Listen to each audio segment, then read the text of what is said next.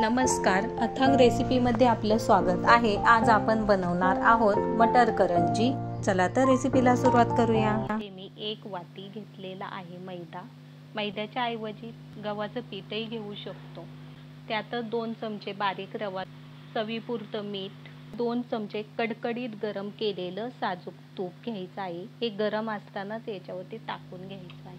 आता तूप गरम असल्याने हात भाजेल, त्याच्यामुळे स्पॅच्युलाच्या साहाय्याने मिसळून घ्यायचं। हे तूप अगदी मैद्याच्या कणाकणाला लावून घ्यायचं आहे। असं चोळून घेतलं की मग ते छान कुरकुरीत होतात। आता तूप मैद्यामध्ये चांगले एकजीव करून घेतलेलं आहे। तर या प्रकारे अशी मूठ वळते असं करून घ्यायचं, म्हणजे परफेक्ट आपलं पीठ तयार झालेलं आहे। साधं पाणी टाकायचं आहे आणि हातानेच घट्टसर गोळा मळून घ्यायचा आहे। अगदी घट्टसर पीठ मी मळून घेतलेलं आहे।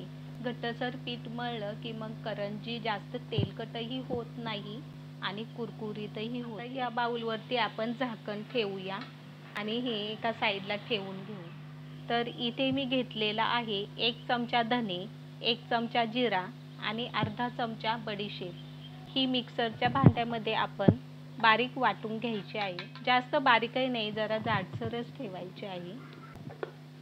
आता मिक्सरमध्ये धने, जिरा आणि बडीशेपची पूड तयार करून घेतलेली आहे। आता यामध्येच आपण लसूण, हिरवी मिरची, कोथिंबीर आणि अद्रक हेही बारीक वाटून घेणार आहोत।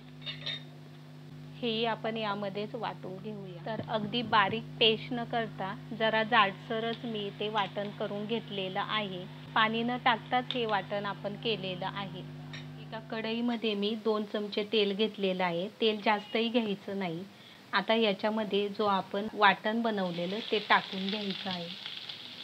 ते जरा परतून घ्यायचं, छान सुगंध येईपर्यंत ते जरा परतून घ्यायचं आहे। आता यामध्ये ज्या वाटीने आपण मैदा घेतलेला त्याच वाटीने आपण 1 वाटी ताजा मटार घेतलेला आहे, तोही चांगला परतून घ्यायचा आहे। तर साधारण 5 ते 6 मिनिट याच्यावरती झाकण ठेवून मध्यम आचेवरती मटर चांगले मऊ होईपर्यंत आपण शिजवून घेणार। तर आता झाकण काढून आपण चेक करून पाहूया। तर वाटाणा अगदी मऊसूत शिजलेला आहे। यामध्येच आपण सुके मसाले टाकूया। पाव चमचा हळद, अर्धा चमचा तिखट, तुम्हाला गरज असल्यास तरच तिखट टाकायचे, कारण आपण हिरव्या मिरच्या टाकलेल्या आहे। तर अगदी चिमूटभर याच्यामध्ये हिंग टाकायचं आहे, चवीपुरतं मीठ। आता हे जरा मिक्स करून घ्यायचं आहे। तर याच्यामध्ये अर्ध्या लिंबाचा रसही मिसळायचा आहे। शेवटी हे एखाद्या मॅशरनेही तुम्ही मॅश करू शकता। मी इथे छोटंसं ग्लास घेतलेलं आहे, तर याने हलकासा दाब द्यायचा आहे, जास्तही मॅश करायचं नाही। मी इथे ग्लासच्या साहाय्याने अगदी अर्धवटच मॅश केलेले आहे। आता यामध्ये टाकूया थोडीशी कोथिंबीर आणि लगेच आपण हे मिक्स झाल्याच्या नंतर गॅस बंद करून घ्यायचा आहे। तर इथे आपलं मटार करंजीचं सारण तयार आहे। आता हे थंड झाल्यावरती मग आपण मटर करंजी बनवायला घेऊया। तर हे पूर्ण थंड झाल्याच्या नंतर नायलॉनची 3 चमचे शेव टाकलेली आहे। सर्व मिश्रण चांगलं मिक्स करून घेऊया।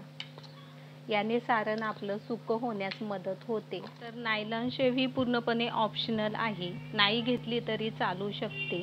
तर आता लगेच आपण मटर करंजी बनवायला घेऊया। तांब्याच्या साहाय्याने बनवून घेणार आहोत। तुम्ही साचाही वापरू शकता, याने एकसारख्या होतात। तर अशी कोरा असलेला तांब्या किंवा ग्लास घेऊ शकता।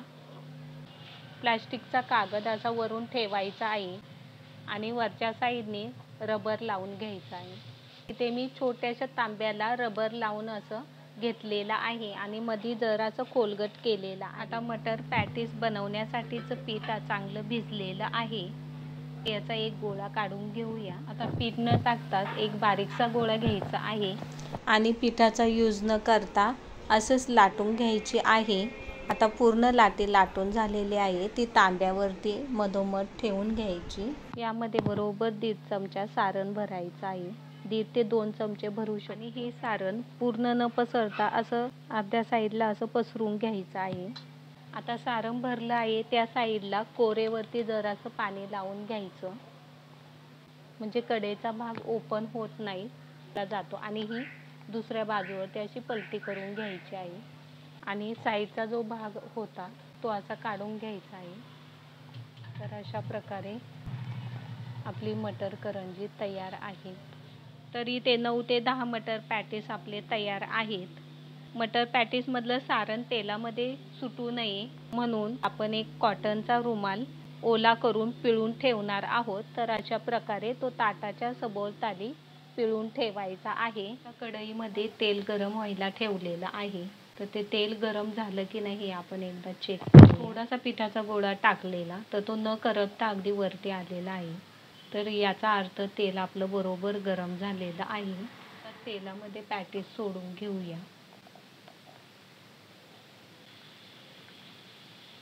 तर पॅटीस तळताना गॅस एकदम फास्टही करायचा नाही. तेल गरम झाल्याच्या नंतर गॅस मिडियम करायचा आहे आणि त्यावरतीच तळून घ्यायचे आहे पॅटीस. तर हलक्याशा बदामी रंगावरती पॅटीस तळून घ्यायचे आहेत. आता ही आपण पलटी करून घेऊया.